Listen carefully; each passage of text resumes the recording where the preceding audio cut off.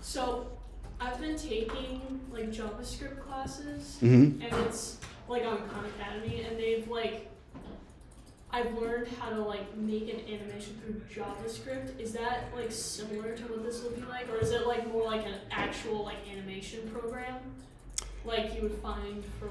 Like, I'm a little bit familiar with JavaScript, and from what I know, you're probably sequencing a series of images. Does that sound right?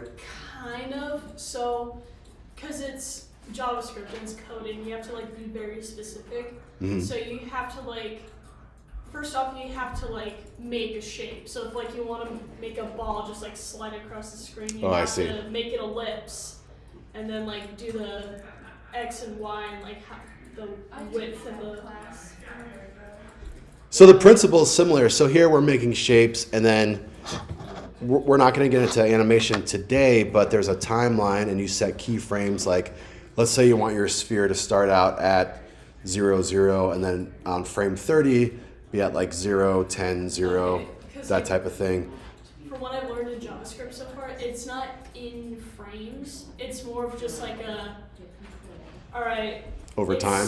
It's smearing, it's copying itself, and it's smearing across the screen, and then you have to delete the one before. The trailing ones? Yeah. Oh, I see. Yeah, there's like little hacks that you probably have to do in JavaScript to get the illusion of motion. But yeah, it's just a difference in how the software works. This is 100% geared towards animation, where JavaScript is taking a web-based platform and doing little hacks like that to get the illusion of movement. So This is built for animation, but it's not built for web design. Like if you wanted to get a web page out of Maya, you wouldn't really be able to do it. You'd have to do a lot of hacky things. So it's kind of a similar concept, I guess. It'd almost be more worth it to just, I don't know, use Wix or something. All right, so we had a chance to move around with hierarchies. Now we can make some like different tiered hierarchies. So like if I made a few more objects, so let's just make like a torus, which is like a donut. And we will also create another one. Let's do a pyramid. So now we have a hierarchy, like however your scene is set up, you might have a hierarchy that looks like this, or maybe you have this third object parented to like this middle object. And then we could also take our torus, let's say, and our pyramid and parent them both to any one of these things. It doesn't really matter. We're just kind of messing around at the moment. So in the outliner, if you hold down shift, you could like select multiple things, but if you want to skip over something and also select it, I think you hold down control on a PC. On a Mac, it's a little different. I'm holding down command to do that, but then you could hit the P key, and now that torus and that pyramid are underneath the sphere as well. And the reason why I'm showing you this stuff is if you think of a hierarchy as opposed like for our character, your chest is a parent of your shoulder, and your shoulder is a parent of your forearm and elbow, and your elbow is a parent of your wrist, and your wrist is a parent of your fingers, and so on down the chain. We have a chain of hierarchy. So if I move my upper arm, obviously, hopefully my forearm and hand are going to come with it. And if I move my chest, both my arms are a child of my chest, so they travel with it. So we could kind of simulate that a little bit. I'm just going to delete everything that's in my scene. I'm going to grab that top parent and just hit either backspace or delete. And if you have separate hierarchies, you can just select those different objects and hit backspace.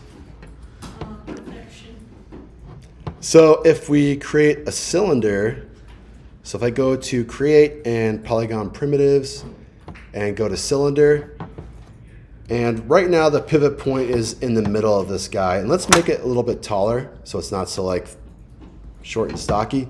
So I'm going to go to that poly cylinder. Remember the construction history. We'll click on that and we'll change the height to like 5. So we get more of like let's say I'm making an upper arm representation with a cylinder. And then if we look at it right now, the pivot point is in the middle. So if I rotate it, it rotates about the middle of the cylinder. And if you think about your shoulder, you want it to rotate from the top. So that's not really useful. So we need to actually move the vertices down.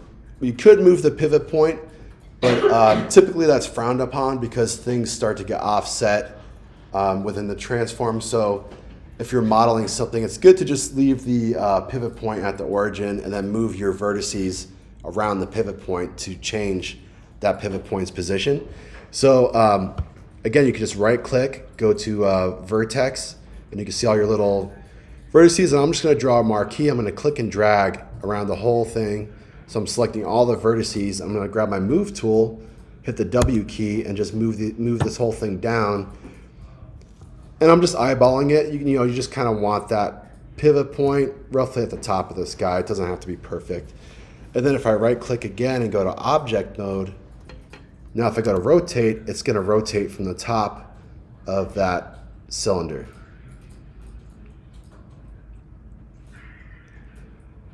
So guys, why don't you go ahead and do the same thing, and we're going to actually duplicate this in a minute, and we'll create a chain and we'll move it around.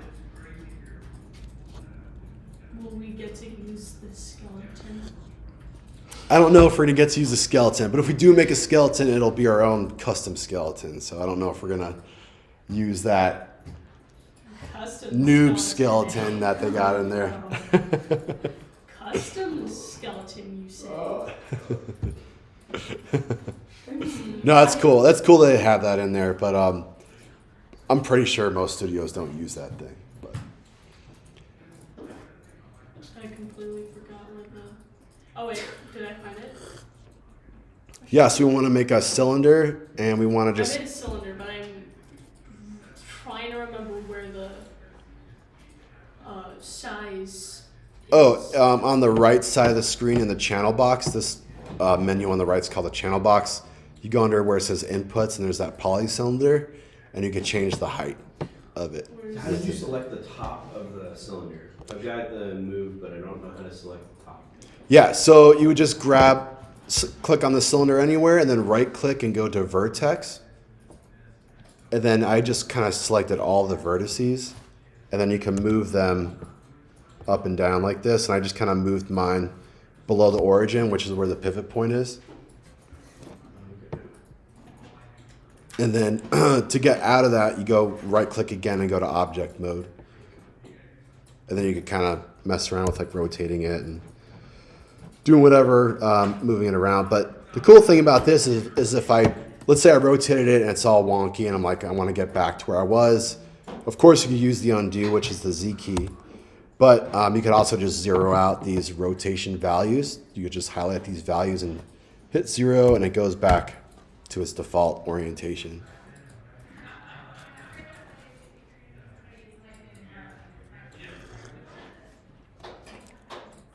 So does everybody have a cylinder with like where the pivot point is at the top? No, low key.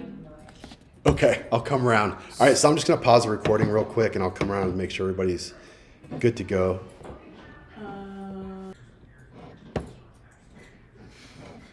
What'd you do?